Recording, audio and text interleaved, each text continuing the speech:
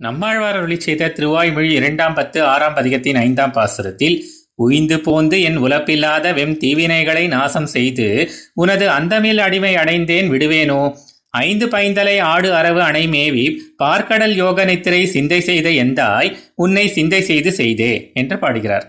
நீ நடந்து சென்றால் குடையாகவும், அமர்ந்து இருந்தால் சிங்காசனமாகவும், நின்றால் பாதுகைகளாகவும், நீண்ட திருப்பார்கடலிலே சயனிக்கும் போது மெத்தையாகவும் மங்கள தீபமாகவும் பரிவட்டமாகவும் தழுவணையாகவும் இருந்து உனக்கு அடிமை செய்கின்ற சுவையை நன்கு அறிந்து அந்த ஆனந்த அனுபவத்திலே மயங்கி ஆடுகின்ற 5 தலைகளை கொண்ட ஆதிசேஷன் உன்னை விட்டால் என்றோ நானும் விடுவேன்.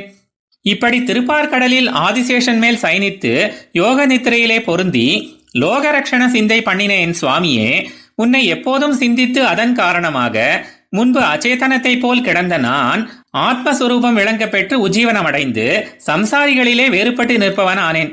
எத்தனை காலம் அனுபவித்தாலும் முடிவு பெறமாட்டாத கொடிய வினைகளெல்லாம் அவற்றின் வாசனையோடு தொலைய பெற்ற நான் இப்போது உன் திருவடிகளிலே மனம் நெகிழ்ந்து தொடுத்த துளசி மாலைகளையும் அர்க்கிய பாத்திய ஆச்சமனிய தீர்த்தங்களையும் சாத்துப்படி தூபதீபங்களையும் சமர்ப்பித்து முடிவில்லாத உன் கைங்கரியத்திலே தினமும் ஈடுபட்டு வருகிறேன். இப்பேற்பட்ட உயர்ந்த நிலையை அடைந்த நான் இனி உன்னை விட்டு நீங்குவேனோ என்கிறார் ஆழ்வார். ஆழ்வார் எம்பெருமானார் ஜீயர் திருவடிகளே சரணம்.